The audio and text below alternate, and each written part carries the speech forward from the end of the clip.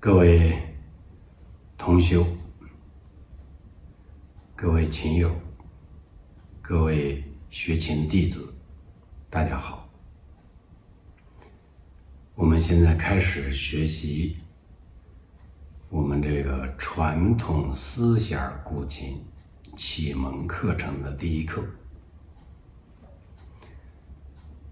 这个名称呢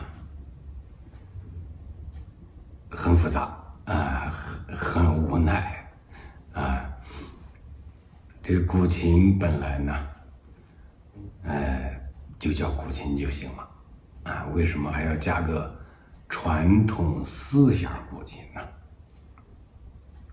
主要是当下大部分这个主流是钢弦，他们也叫古琴我们很多琴友学琴的分不清钢弦和丝弦我当年学琴一开始也是钢弦，这个甚至没想过还有丝弦这回事儿。但是后来呢，知道了丝弦之后，稍微一琢磨就明白了。古代哪有钢弦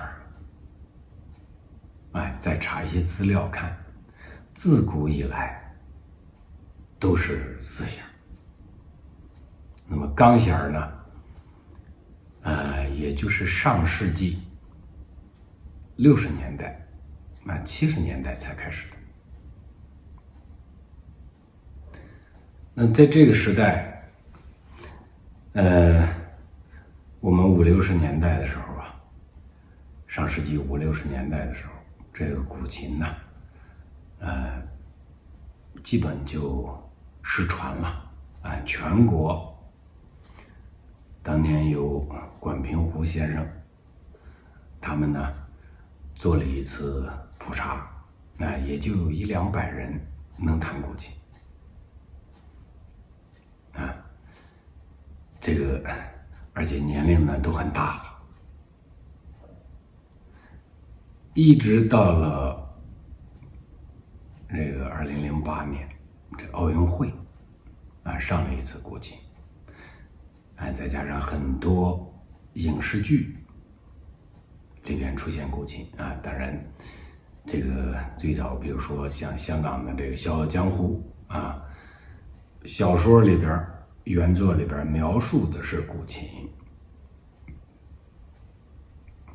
但是呢他那个出来的那个古琴不是古琴，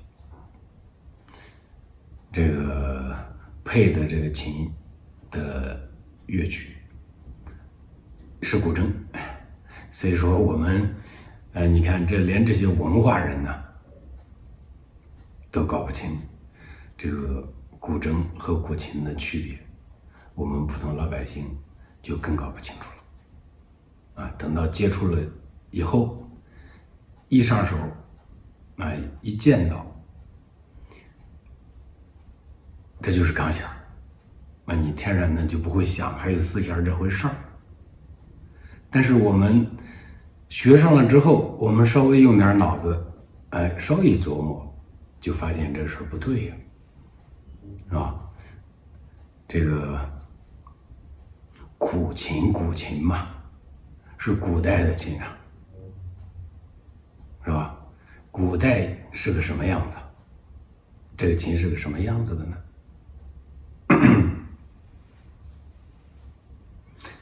显然首先从这个琴弦上它不是钢弦我们不是说非要区分这个钢弦和丝弦，而是什么呢？从几个方面来说，第一，从音色上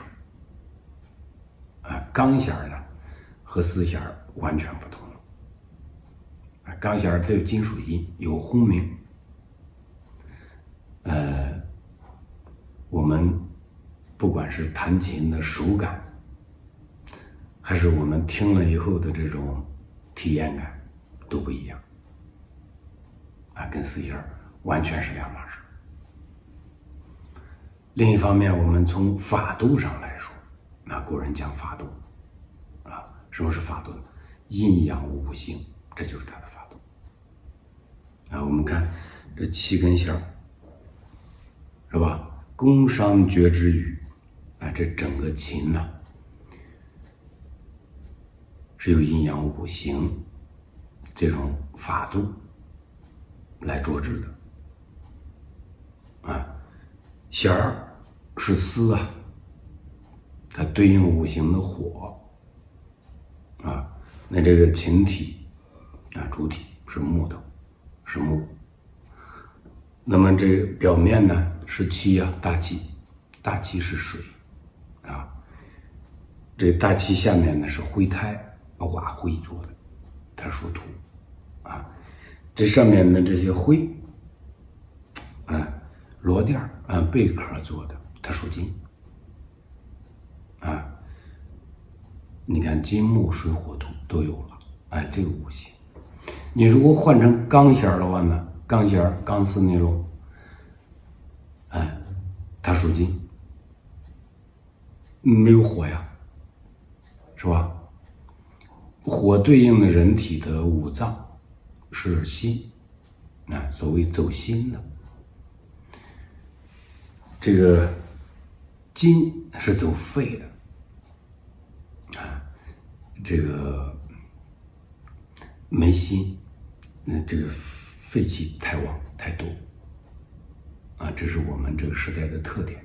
工业时代是吧？金属为主，矿物质为主所以我们一系列的这个从天到地到人的身体都有反应，都有变化肺气太重，肺太燥，所以你看我们这个新冠不就来了吗？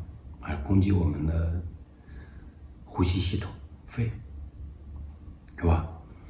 当然这样说，有很多人不理解、不认同这个无所谓。我们呢，既然学了就希望能学的正一些学的是古琴就尽可能的让它成为古琴，而不是现代琴你现代琴这个也不是不行，但你不要叫古琴，是吧？你发明各种乐器都可以的，但你这个名字不能乱叫，是吧？当然，有的老师有些甚至是大师大琴家持发展论认为任何事物按自然规律不都是发展的吗？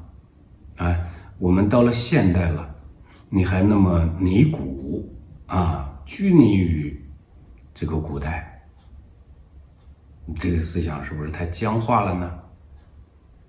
这个说的很有道理，也很有说服力每一个时代古琴都在发展，但是我们要辩证的来看这个问题怎么叫辩证的呢？发展的是不是就是合理的呢？是不是就是正确的呢？是不是就是有益的呢？所以我们要以它是不是对人类、对人体有益为准。假如说一个事物它一味的发展，但却给人类、给人体带来危害，那这个发展就是无益的，我们就不应该支持这种论调，是吧？比如说像转基因也是发展的，那么它是不是就比传统粮食作物对人有益呢？目前来看显然是无益的，是吧？很多东西都是我们不去一一列举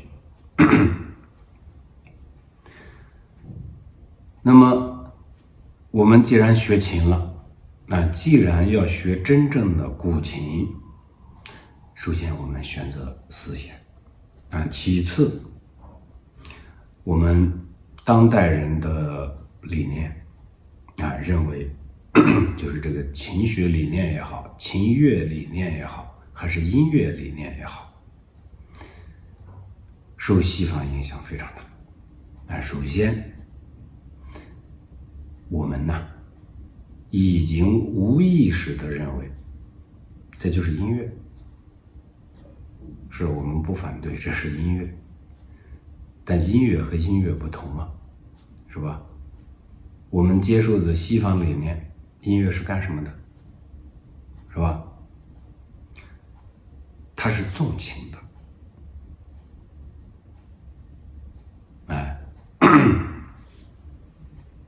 它是激发你的情感，让你的情感呢达到一个极限。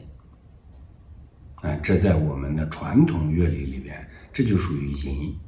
淫就是过度的意思嘛，是吧？你看我们不管是听歌还是看演出啊，一旦他把我们的情感能调动起来，达到极限，我们就认为它好啊，这样是一个价值判断。